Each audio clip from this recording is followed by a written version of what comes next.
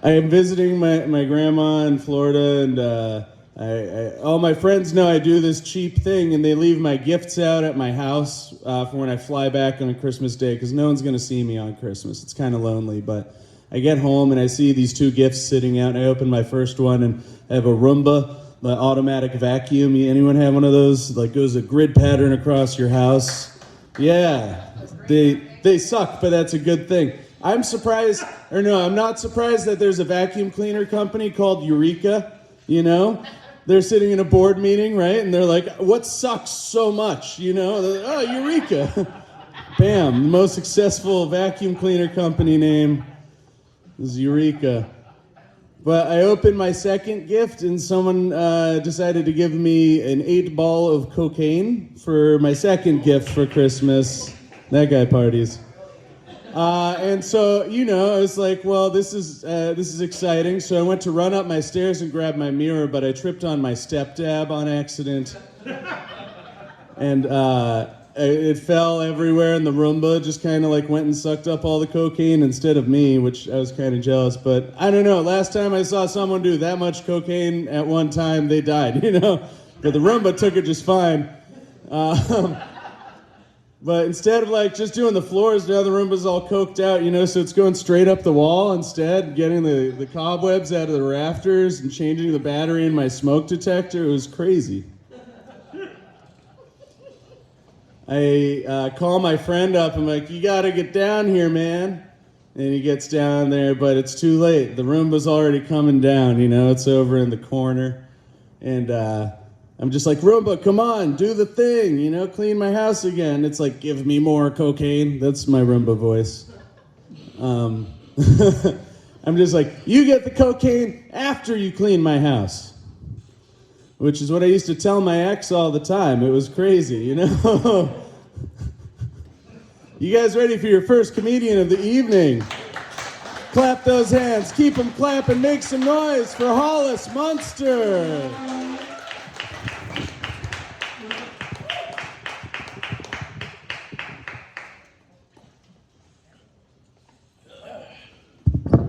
Hello, everybody. Pete was nice enough to lower the microphone for me. That doesn't always happen. One time I had to put the microphone on top of a chair so everybody knew what I was on about. I gotta be honest, I very nearly did not make it to the stage because I saw that we have a dog in the audience. That almost derailed everything. But the show must go on. So here I am, hopefully being entertaining.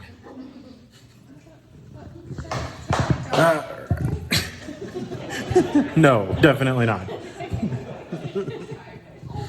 All right. So, to answer the elephant in the room, because I know everybody's thinking it, I was born without my legs. You know what's funny about that? Lots of things. Yeah! The dog gets it. So if you feel bad about laughing, just remember, you're disagreeing with the dog. So yes, I was born without my legs.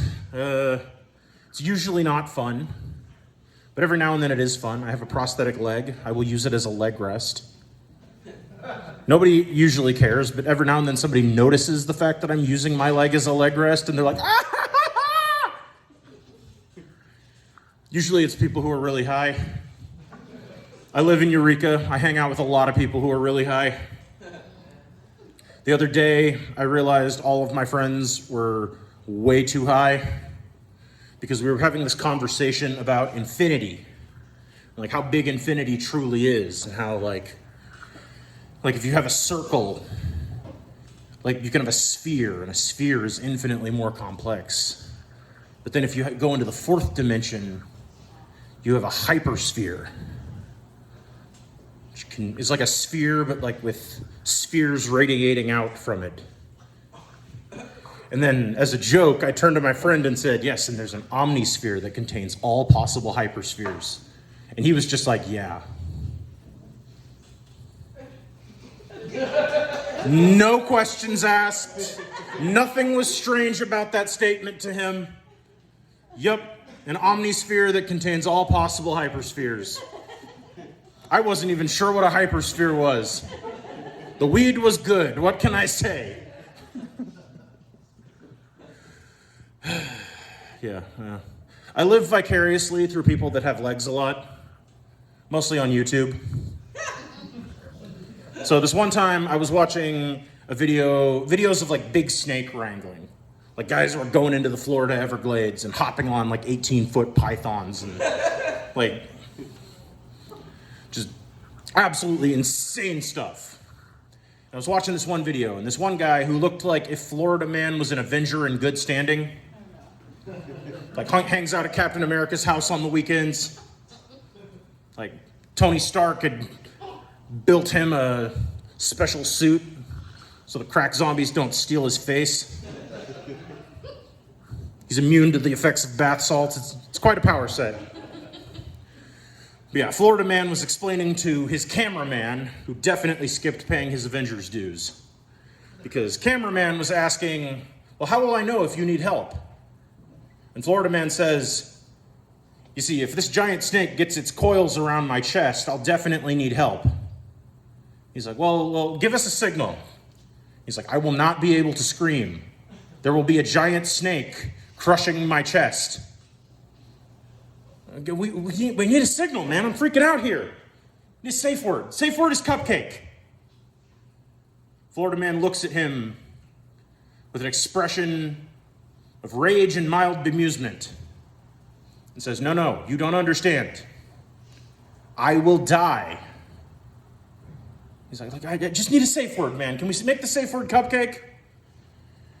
And I gotta be honest, if you need a safe word for wrangling big snakes, I think you have a problem. But I have no problem with safe words. Safe words are great. Make something very scary into something safe. But you know what's never safe? Wrestling giant fucking snakes. So asking for a safe word for something fundamentally unsafe just doesn't make any sense. Imagine, if you will, you're in a combat zone. You start taking incoming fire. And the sergeant's yelling, we have incoming coming from the north! Everybody get down! We need suppression fire on this angle! Captain, we need a safe word if a grenade pops up. No, we don't. The safe word is grenade. When it's a fundamentally dangerous object, we don't need a safe word. Not that I know too much. No, she's a beautiful dog. It's just the speaker. She's never been inside during a show before. Yeah, no. She's sitting The human's voice is coming from two places. I don't understand. He's talking over there, but it's coming from over there. Oh, poor baby. I know. She loves you. I can tell. She's not growling. No, she's a good girl. She's just like, what's going on? Dogs are like that. They're curious. What is not always curious is church people. I have hung out with a lot of church people in my life. I would even regard myself as one sometimes. Oh, but boy, howdy, does it get weird sometimes. Especially because I go to churches that believe in faith healing, which is more fun than normal when you don't have legs. Some of y'all get it. The rest of you need it explained, and I understand because you've never... What? Huh? I don't even have any idea what this would be like. Well, let me tell you. So at the end of every church service, these people are always like, if there's anybody here who needs healing for anything, we believe that God does miracles, and we would like to pray for you for a miracle today. So I'm like, well, hop in line, casually strolling up to the front. I get there, There's a lot of different ways this goes, and I've seen many different varieties of it. Most common, sadly, is the people who really, these are the people who are praying for me to feel better about my missing legs. As though I was just wandering around in a crippling ball of self-hatred about the fact that I don't have knees. That prayer always seems to go something like, God, I know that you're good when things aren't, and when things are hard, I just hope that you would. And for a while I used to hate on these people, but now I realize that I just taught them that life isn't fair. And they need some space to process that. Oh, poor lady. You lived in this wonderful world beforehand. This wonderful world where life was fair and good things happened to good people. And then you asked me what I needed prayer for. And I'm like,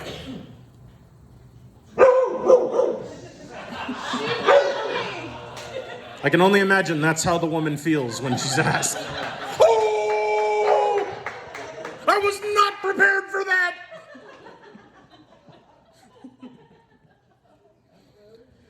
Then the second group of people, they're in my shoes, but with more feet. They're the people, they give it a good college try, you know? They're like, God, I believe that you can do miracles and that you can heal this man's legs today. But obviously this isn't going to happen. I mean, this dude is 4'8" and as wide as he is tall. He's built like a side-by-side mini fridge. His dick drags on the floor, and that's not even impressive. He has no freaking legs. What? Is he just gonna spring up like Mario ate a mushroom? It's a me! Could you imagine? Just sprawling, whoa! Always a lot of fun. Because they always give up pretty quick, which I mean is exactly what I would do in their shoes. But my absolute favorite are the people who just go for it. Either because they really believe God's gonna do something amazing today, or they really need everybody else to believe that they believe. I have a feeling it's usually the second. And I can always kind of tell, because those people, that prayer always seems to go something like, have you ever been at a baseball game? They start trying to start that chant, and it's like, yeah. I get up to the front of the line. They're like, what do you need prayer for, man? I'm like, my legs, man. They don't, 3 guesses. They're like, come on. Is there anything that's wrong with me? Can you tell? And they always react the same way. They're always like,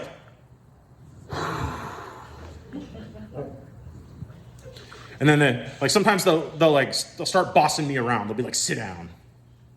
So I'll sit down. Usually I would sit down if I was on a stage, but then the good people in the back wouldn't be able to see me. So just imagine me sitting down. I won't get much shorter, don't worry. Yeah, I'll sit down and they'll assume the position, get ready. And that's when I'll be like, should I take my leg off? And they have no idea how to react to that question. Ever. They have never been asked that question in their life. They're like, so they just freeze. Sometimes they'll recover. Usually I have to make the choice for them. So I'll be like, okay, yeah, man, I'll take my leg off. No worries. It's gonna work, right? It's gonna work. Let's do this. So, they assume the position. They're like, grow!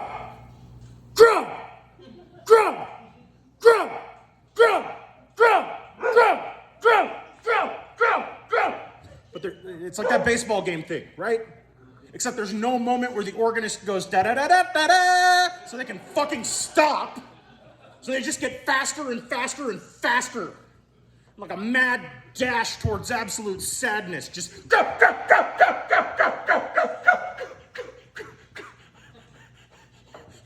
Then they tucker themselves out, and I'm just like, I look up at him sitting on the ground, and I'm like, I don't think it worked, man.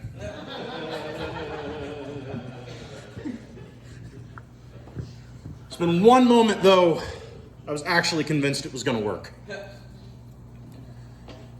was at home, back when I was in a cult, so there was no grandstanding about it. We're just homies, we're just friends at home. No big deal. And he's like, bro, I feel like God is telling me I'm supposed to pull your little foot. I'm like, all right, let's do this. And so I sit down, and he yanks on my three-toed foot that's inside my prosthetic like he's King Arthur trying to pull the sword from the stone. Gives it like a couple good yanks. It's kind of sad when it didn't work. I was really impressed by him, honestly. Because that is a very intimate place for a straight man to put his hands on another straight man's body. That is less than 6 inches from less than 6 inches.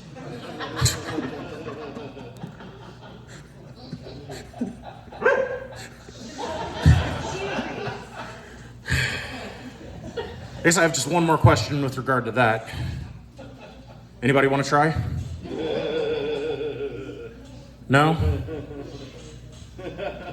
Seriously? All right. Thank you, everybody. I've been Hollis Muenster. You've been a wonderful audience. Give it up for your host.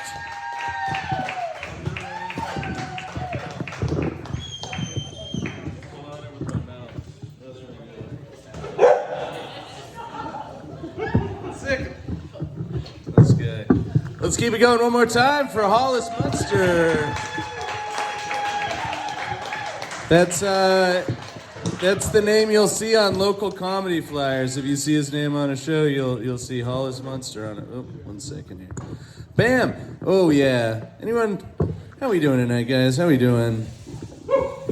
Hell yeah, that was fun. I love how Hollis has the frame of someone who would be like 4 feet taller than me too. At the same time, like, you know, in an alternate dimension, he's fucking giving so many noogies and calling so many people nerds. You know, it's beautiful. What